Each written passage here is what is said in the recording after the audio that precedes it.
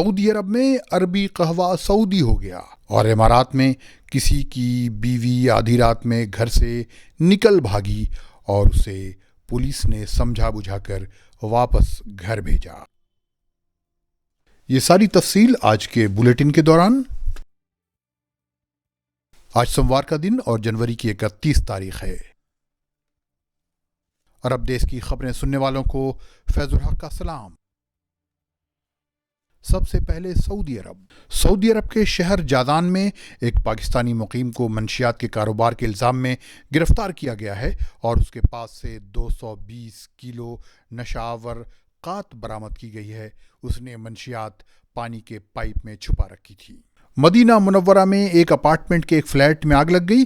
Civil defence کے محکمے نے اس فلیٹ سے 4 خواتین کو بچا کر نکالا۔ بتایا جا رہا ہے کہ یہ آگ ہیٹر میں شارٹ سرکٹ سے لگی تھی۔ قبل اس کے کہ یہ آگ قریب کے فلیٹس میں پھیل جائے اس پر قابو پا لیا گیا۔ سعودی پبلک پروسیکیوشن نے ایک سعودی اور ایک غیر ملکی مقیم کو منی لانڈرنگ کے الزام میں گرفتار کیا ہے اور ان کے پاس سے 20 لاکھ ریال رقم بھی برآمد کی ہے۔ عدالت نے انہیں قید کی سزا سنائی ہے اور 1 کروڑ ریال جرمانہ بھی کیا ہے۔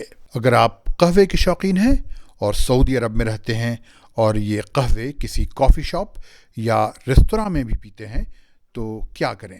آپ وہاں جا کر عربی قہوے کا آرڈر دیتے رہے ہوں گے، لیکن اب ایسا نہ کریں۔ یہ عربی قہوہ اب سعودی قہوہ ہو گیا ہے، نام تبدیل ہو چکا ہے، لہٰذا اس کے نئے نام سے پکاریں۔ سعودی عرب کی وزارت ثقافت یعنی منسٹری آف کلچر نے اعلان کیا ہے کہ اب تمام ریستوراں یا کافی شاپ میں عربی قہوہ اب سعودی قہوہ کہا جائے گا۔ آپ کو بتاتا چلوں کہ سعودی عرب میں سال 2022 کو سعودی قہوے کا سال یعنی ایئر آف سعودی کافی قرار دیا گیا ہے۔ کہا جاتا ہے کہ سعودی قہوے کا مزہ دوسرے تمام قہووں سے الگ ہوتا ہے، لہٰذا اسے عربی قہوے کے بجائے سعودی قہوہ کہا جائے گا۔ ویسے تو تمام عرب ملکوں میں قہوے پینے کا رواج ہے اور ہر جگہ اس کی طرح طرح کی انواع، الگ الگ رنگ، خوشبو اور ذائقہ پایا جاتا ہے۔ جو اس کے شوقین ہیں خوب جانتے۔ خیال رہے کہ سعودی عرب میں عربی قہوہ اب سعودی قہوہ ہے، اسے اسی نام سے پکاریں۔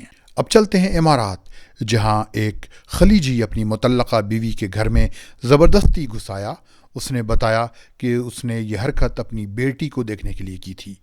امارات کے شرقیہ ریجن کی ایک عدالت نے اس پر 1000 درہم کا جرمانہ کیا ہے۔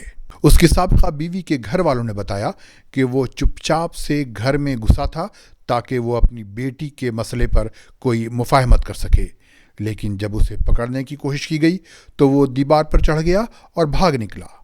اس نے بتایا کہ یہ حرکت اس نے اس لیے کی تھی کیونکہ اس کے رابطے کے تمام دروازے بند ہو گئے تھے۔ اس کی سابقہ بیوی نے طلاق کے بعد اپنا فون نمبر بھی بدل لیا تھا تاکہ وہ اپنی بیٹی کی کوئی خبر نہ لے سکے اور نہ اسے دیکھ سکے۔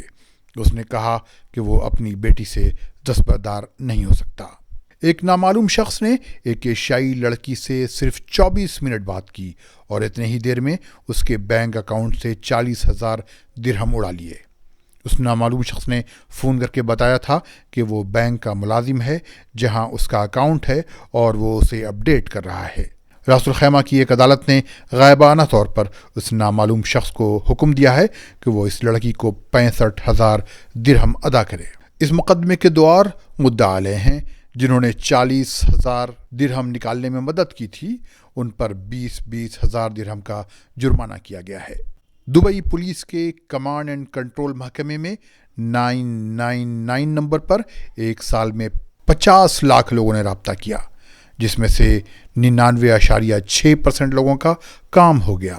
ہر شخص جو اس ہیلپ لائن کے کال سینٹر پر کام کرتا ہے اسے روزانہ 150 سے 400 تک کالیں ریسیو کرنی ہوتی ہیں، جن میں سے بعض بڑی دلچسپ بھی ہوتی ہیں۔ ایک شخص نے آدھی رات کو اس ہیلپ لائن پر فون کر کے اطلاع دی، میری بیوی کہیں نکل بھاگی ہے، مجھے پتہ نہیں کہاں ہے، اس کی تلاش میں مدد کریں۔ اس ہیلپ لائن کے محکمے کے سربراہ کامل السویدی نے بتایا کہ اس کی بیوی سے رابطہ قائم کیا گیا اور اسے سمجھا بجھا کر واپس گھر بھیج دیا گیا۔ اس طرح گھریلو جھگڑا بھی نمٹ گیا۔ ایک شخص نے 999 پر فون کر کے کہا کہ وہ گھریلو جھگڑے سے بہت پریشان ہے اور وہ خودکشی کرنے والا ہے۔ اس سے اس ہیلپ لائن پر تفصیل سے بات کی گئی تو اس کا غصہ جاتا رہا اور اس نے اپنے ارادے سے رجوع کر لیا۔ اگر آپ نے اب تک یہ چینل سبسکرائب نہیں کیا ہے تو اسے فوراً سبسکرائب کر لیں، ساتھ ہی بیل آئیکن پر بھی کلک کریں تاکہ آپ کو اپڈیٹس وقت پر ملتی رہیں۔ ملتے ہیں اگلے بلیٹن میں۔ خدا حافظ۔